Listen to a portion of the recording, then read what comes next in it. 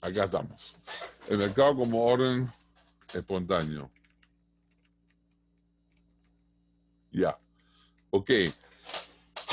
El mercado se compone por muchas personas, bueno, ya, muchas personas que están dispersas, cada una de esas personas con conocimientos relativos, con know-how, con saber hacer propios, desarrollados en diferente grado, con preferencias, con gustos eh, distintos y que van cambiando no solo de persona en persona, sino dentro de una persona en el tiempo o en un mismo día. Entonces, hay mucho conocimiento disperso en los mercados, entre muchos millones de personas. Y se ignoran estas personas mutuamente. Es decir, yo no conozco a la persona que me ha producido mi computadora. A lo más conozco a la que me la ha vendido. Y eso ni la conozco personalmente. Hay mucha incertidumbre. Yo no sé lo que va a pasar mañana. No sé si mañana va a haber o no va a haber va a haber o no va a haber pan. Yo supongo que sí, porque lo normal es que me levanto de mañana y voy al panadero y el panadero ha producido pan. Pero esto no tiene por qué ser así. Puede haber un terremoto, puede haber algo. O sea, hay incertidumbre que se reduce conforme hay costumbres. Pero esas costumbres no son una obligación. Hay errores. Es decir, yo puedo creer que dictando clases de doctrina social en la iglesia, yo puedo sobrevivir, pero puede ser un error empresarial el que estoy cometiendo, que no me puede sobrevivir con esto. Bajo ciertas condiciones, en esas situaciones, se da que, que esta dispersión que es muy amplia se reduce. Es decir, bajo ciertas condiciones marco de un mercado, esa dispersión de conocimiento con la ignorancia, con la incertidumbre, con el error, se reduce, se concentra, se reduce la dispersión de conocimiento y se tiende hacia un orden. Mientras más reducida sea la dispersión de conocimiento, más orden hay. Es decir, si los precios sintetizan conocimiento y hacen que la oferta y la demanda concuerden, pues estoy creando orden espontáneamente. ¿De qué modo ocurre esto? Cuando las personas aprenden de sus errores. La naturaleza humana está herida por el pecado original. Pero no está destruida. Es decir, puede aprender, puede forjar hipótesis de trabajo, falibles, por cierto, pero con estas hipótesis falibles puede compensar la ignorancia en la que ha caído después del pecado original.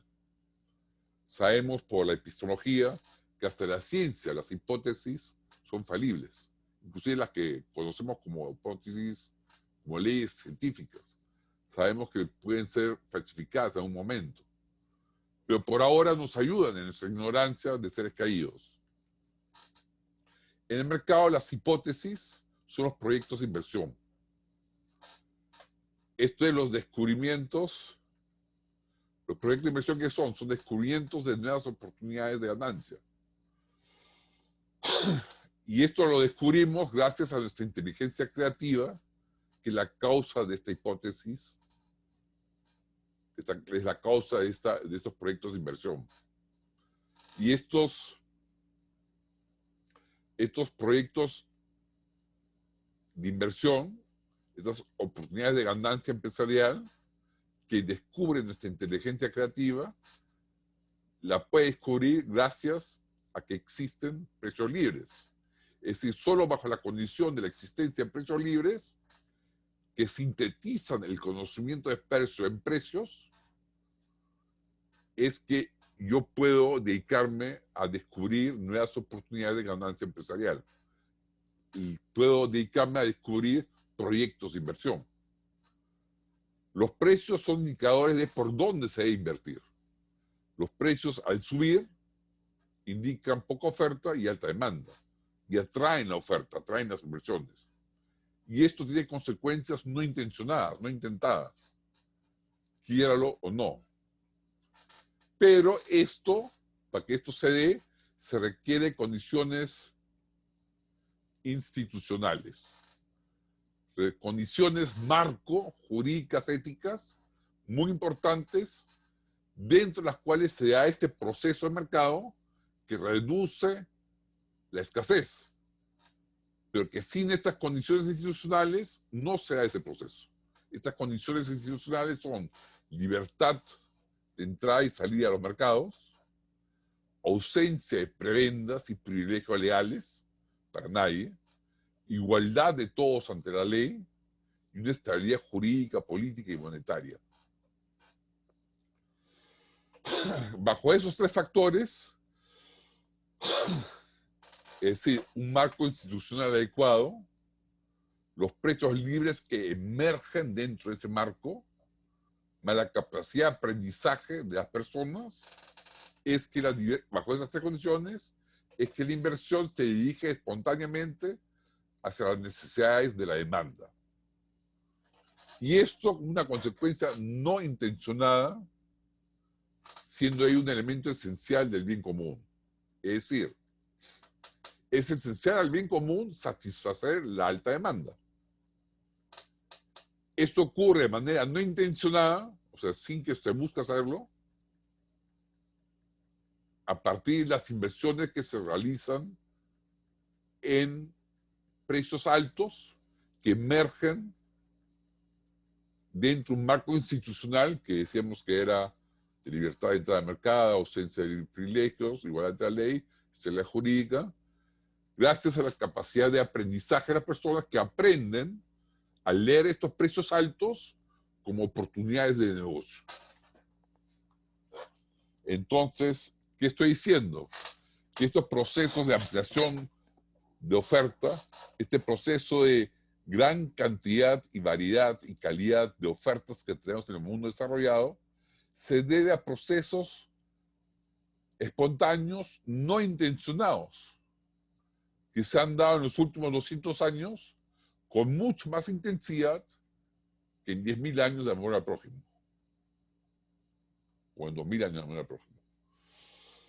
Este proceso nunca es perfecto, implica una tendencia hacia una mayor economización de los recursos. Es decir, en este proceso económico hay una tendencia a economizar los recursos, a no despilfarrar los recursos, despilfarrarlo cada vez menos. Ahora, uno podría decir, bueno, si no es perfecto y este proceso es imperfecto, pues no, ¿por qué no intervenirlo y hacerlo perfecto? Bueno, exactamente ese es el problema. Si un gobierno intentara perfeccionar este proceso, mediante las famosas intervenciones de la economía, va a distorsionar las señales, va a distorsionar los precios que son los que coordinan a los ofertantes y demandantes. Y de esta manera el gobierno desordena más aún el proceso. Entonces la consecuencia no intencionada de intentar controlar y administrar la economía por parte del gobierno es desordenar la economía. Y eso lo pueden ver muy bien en Venezuela, por ejemplo. Esta noción de consecuencias no intentadas es muy importante. El proceso de mercado no es una persona que intente directamente ordenar la economía. El proceso de mercado es un proceso entre personas que, encontrándose en distintos lugares para intercambiar, mediante precios, produce como consecuencia, no intencionada directamente por nadie, un mayor acercamiento a la oferta a la demanda. Y por consiguiente, una baja de los precios de los bienes más demandados, de tal manera que sean accesibles a las mayorías. Como todo proceso, este proceso tiene un fin, que es esa mayor economía de recursos escasos. Ahora hay que aclarar que ese fin no es un fin directamente intencionado por una mente humana. Como creyentes podemos decir que es un fin que ha sido determinado indirectamente por Dios. ¿Cuándo? Al crear la naturaleza humana De tal manera que ni aún después del pecado original, esta naturaleza humana no ha perdido su capacidad de aprendizaje, no ha perdido su, el ver la conveniencia de dividirse el trabajo y no ha perdido su capacidad de intercambiar bienes. Entonces, gracias a esa naturaleza humana creada por Dios, de ahí se deriva las instituciones del mercado y de ahí se deriva este fin de los mercados, que es, como digo, un fin indirectamente determinado por Dios, pero no determinado por ni una mente humana. Si se acuerdan de el famoso triángulo de Santo Tomás, de la ley, arriba en la punta estaba Dios, verticalmente abajo estaban las causas naturales, y a la derecha estaban los efectos de las leyes naturales, pues la naturaleza humana, que sería abajo en la horizontal la causa de las consecuencias del mercado. Y eso ha sido indirectamente determinado por Dios al crear al ser humano de cierta manera. ¿Cuál es esa manera? Con capacidad de aprendizaje, capacidad de dividirse el trabajo y capacidad de intercambiar. Kurt, una pregunta. Sí. Hay una satanización del comerciante, ¿no? Sí, correcto. Visto como individuo, ¿no? Y parte del... Mira. Sí, justamente la satanización del comerciante deriva de un desconocimiento de ciencias sociales como la economía, que estudian las consecuencias no intentadas de las acciones humanas. O sea, el ser humano está en una etapa precientífica, donde ve, está en una etapa filosófica, donde ve la sociedad como el resultado de voluntades directas de los seres humanos. En otras palabras, si el gobierno actúa mal es porque el presidente él tiene mala voluntad. Y si las cosas funcionan bien es porque el presidente tiene buena voluntad. No se dan cuenta que sea quien sea el presidente, las cosas van a andar bien o mal, no porque tenga buena o mala voluntad del presidente, sino porque hay un sistema jurídico ético que convierte los incentivos de las personas en consecuencias no intentadas que favorecen a todos.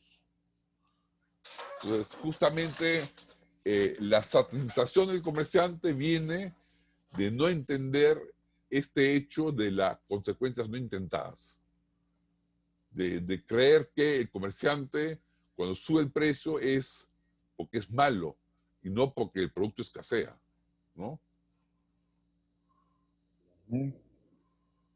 Y yo creo que por eso es importante y por eso hago esta labor de capacitación a gente religiosa o que tiene relación con iglesias también protestantes, pero sobre todo católicas, porque si no tomamos conciencia que el comercio tiene reglas que no son reglas impuestas moralmente, sino que son regularidades que se dan por la naturaleza misma del ser humano que intercambia, no nos vamos a dar cuenta que el comerciante actúa de cierta manera no por mala voluntad, sino porque hay una regularidad que lo lleva a actuar de esta manera, ¿no?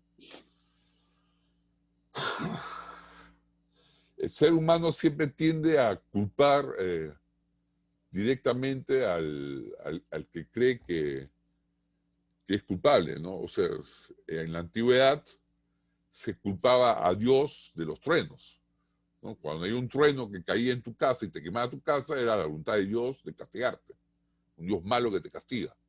Cuando se comprendió que había cosas naturales por las cuales se originaban los truenos, es que también se pudo manejar mejor esa situación. Se comenzó a desarrollar pararrayos, etc. Igual estamos en una etapa precientífica en lo que es ciencias sociales. recién estamos tomando conciencia que hay reglas sociales con consecuencias no intencionadas.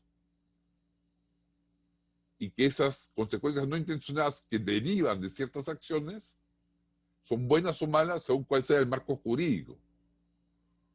Y tomar conciencia de eso nos lleva a proponer justamente un cierto cambio de la sociedad para que todos nos vaya mejor y no porque queramos explotar a la gente.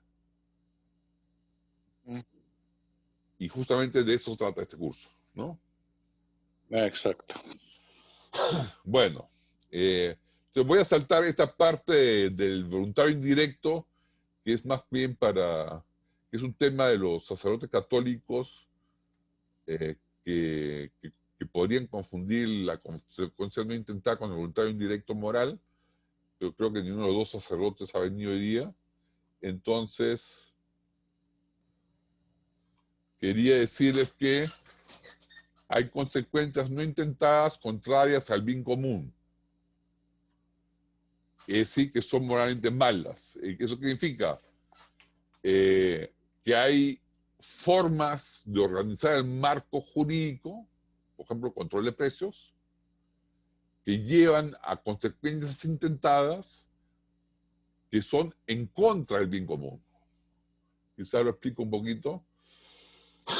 El voluntario indirecto moral es el efecto que tiene, por ejemplo, sobre el asaltante. Cuando una persona me asalta, yo moralmente tengo el derecho a defenderme. Y si uso proporcionalmente los medios de defensa al ataque del asaltante, puede ser que dentro de mi voluntad, indirectamente esté herir al otro con una pistola. Igual de por sí sería algo malo. Pero como me estoy defendiendo, es un voluntario indirecto moralmente aceptable. Entonces, eso es diferente a la consecuencia no intentada. O sea, el voluntario indirecto es un resultado previsto de la acción. O sea, yo cuando me defiendo un arma, si estamos siendo atacados por un arma, el resultado previsto es que el otro va a salir herido. En cambio, la consecuencia no intentada no es directamente prevista. ¿Ok? El voluntario indirecto aplica para acciones individuales, de defensa, por ejemplo, previendo resultados que en otras circunstancias serían moralmente malas. En cambio, la consecuencia no intentada, en el orden espontáneo, no es fruto de una acción individual, sino el resultado de una interacción de muchas personas. Esa es otra diferencia. Y además, la consecuencia no intentada es buena para el bien común dentro de cierto marco institucional. ¿No? Dentro de un cierto marco institucional hay una mejor respuesta a la oferta a las necesidades de la gente, a la demanda. En cambio, si el marco institucional no es el adecuado, si es socialista, si es intervencionista, si es mercantilista, entonces las consecuencias no intencionadas van a ser contrarias al bien común. Y ojo, eso no significa que los gobernantes sean culpables de que esto ocurra. Significa que desconocen el hecho que hay consecuencias no intentadas de sus actos. Y ellos pueden tener la mejor de las intenciones, pero desconocen que esa buena intención de controlar el precio, por ejemplo, lleva a lo contrario, a escasez. Y no quieren aprender. Entonces, la dicotomía que está mal planteada es entre el mercado imperfecto, que debe ser administrado por el gobierno, para acercarlo más a una situación de competencia perfecta. O sea, lo que tradicionalmente nos enseñan en economía es que hay un mercado que es el mercado en sí. Y este es el mercado del modelo, el que corresponde al modelo matemático de competencia perfecta. Y que la realidad es un mercado imperfecto. Por lo tanto, el gobierno debe administrar la realidad de ese mercado imperfecto para llevarlo a acercarse cada vez más a ese nirvana que es nuestro modelo matemático. Y por eso es que las ciencias económicas tradicionales en las sociedades llevan al socialismo, porque postulan un modelo de competencia perfecta que quieren que se vuelva realidad a través de intervención del gobierno, ¿no? Y al hacerlo, al intervenir en la economía, se producen situaciones aún más imperfectas. Entonces la opción no es entre el mercado perfecto, que estudiamos en la teoría, y los mercados imperfectos. La opción verdadera es entre dos grados de imperfección. Un grado de imperfección de mercado con poca coordinación de oferta y demanda, donde la oferta no responde bien a la demanda, donde no se ofrece lo que se desea a la gente, donde se ofrece menos de lo que desea la gente. ¿Y por qué? Porque hay intervenciones gubernamentales directas versus un mercado con un grado de imperfección de mercado que tiene mucho mayor coordinación de la oferta con la demanda. Y para eso se requieren precios libres. Entonces, la opción verdadera no es entre mercados perfectos y mercados imperfectos que deben ser administrados por el gobierno. La opción verdadera es entre dos mercados imperfectos. Uno imperfecto, pero que se vuelve más imperfecto por los intentos de intervención del gobierno, y otro que es imperfecto, pero que se vuelve más perfecto porque los precios son cada vez más libres y están enmarcados en un régimen político, jurídico justo, que es lo importante.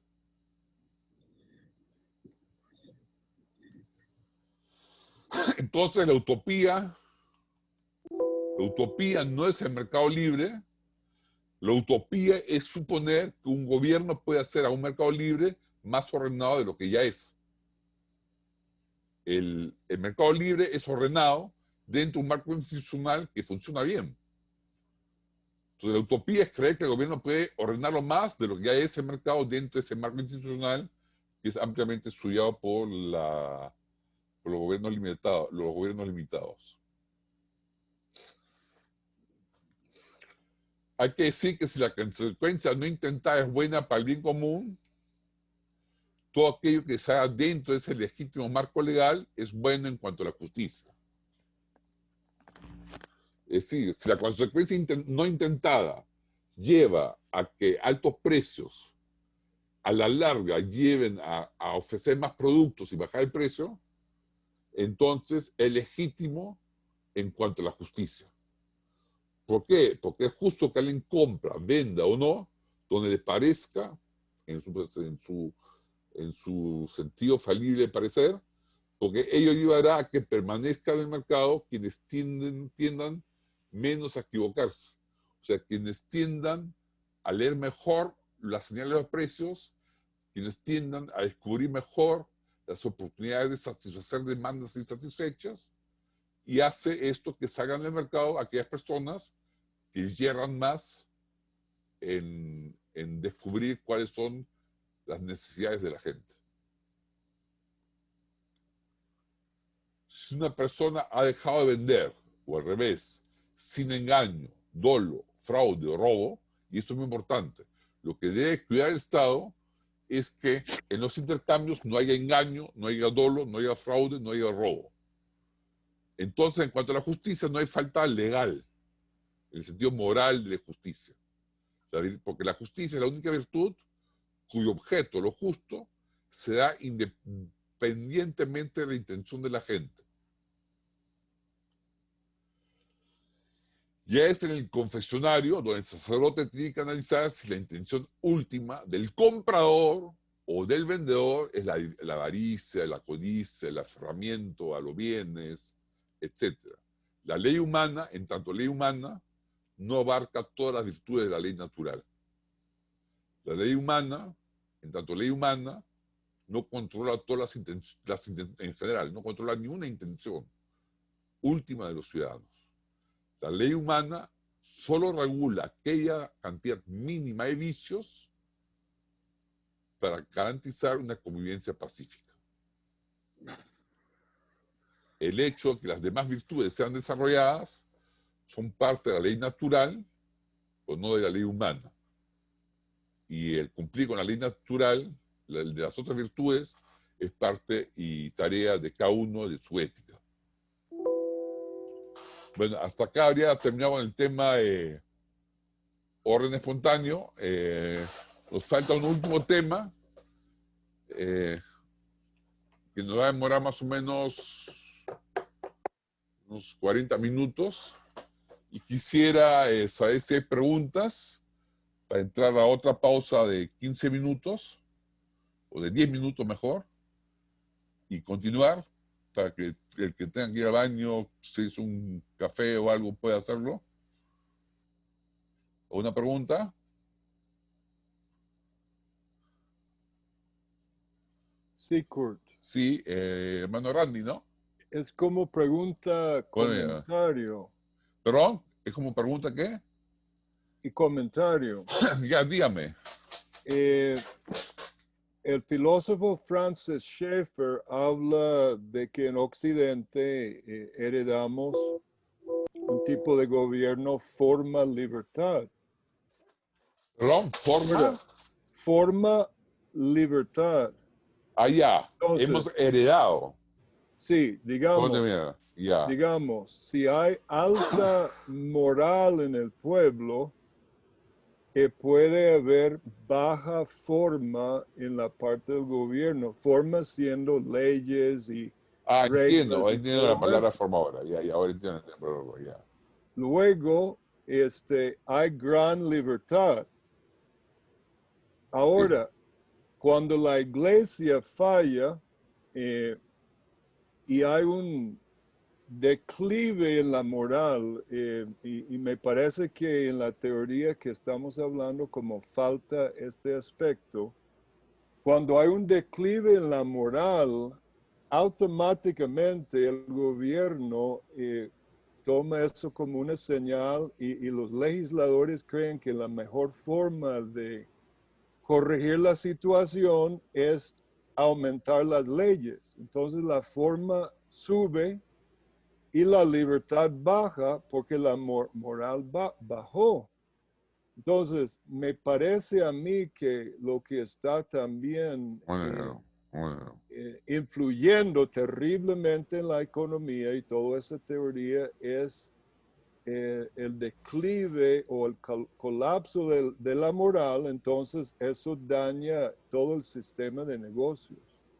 Sí, pero esa moral no es solo de la iglesia. Usted ve, por ejemplo, países como Singapur, como Taiwán, los tigres asiáticos, como Japón, donde la iglesia cristiana, tanto evangélica como católica, no son predominantes, pero han tomado elementos capitalistas de la moral y los han fomentado y han logrado desarrollar un cierto grado de libertad y coordinación de mercado. Entonces, yo creo que al final y al cabo las personas forman grupos y van a sobrevivir mejor conforme tengan ciertos códigos de ética que cumplan. Conforme otros grupos vean a un grupo que, por ejemplo, conforme vea, vamos a poner un caso que le va a gustar a usted, Pastor Randy. Conforme grupos católicos de Sudamérica vean que grupos evangélicos de Norteamérica les va mejor gracias a su moral, van a tender a copiar la moral. Quizás no se vuelvan evangélicos, quizás sigan siendo católicos, pero van a copiar elementos de esa moral que, por cierto, son elementos comunes de católicos y evangélicos, están en la Biblia, y van a tratar de desarrollarlos si es que quieren que les vaya mejor. Es decir, aquellos grupos que quieran mejorar económicamente van a copiar aquellas instituciones que ven que en otras latitudes ayudan a desarrollar al país. Pero el problema es no solo copiar las instituciones. O sea, el problema no es solo copiar la moral, sino adecuar esa moral a la cultura de esta latitud. Porque lo que hemos visto muchas décadas y cientos de años es que hemos copiado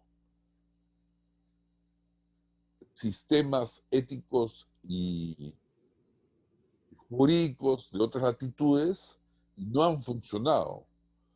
¿Por qué? Porque no reflejan la idiosincrasia del poblador de Sudamérica. Solo hay dos opciones. Cambiamos la idiosincrasia del poblador de América y lo volvemos occidental, o tomamos su idiosincrasia y derivamos leyes pro mercado que sean conforme a su idiosincrasia, ¿no? Esas son las dos opciones que tenemos.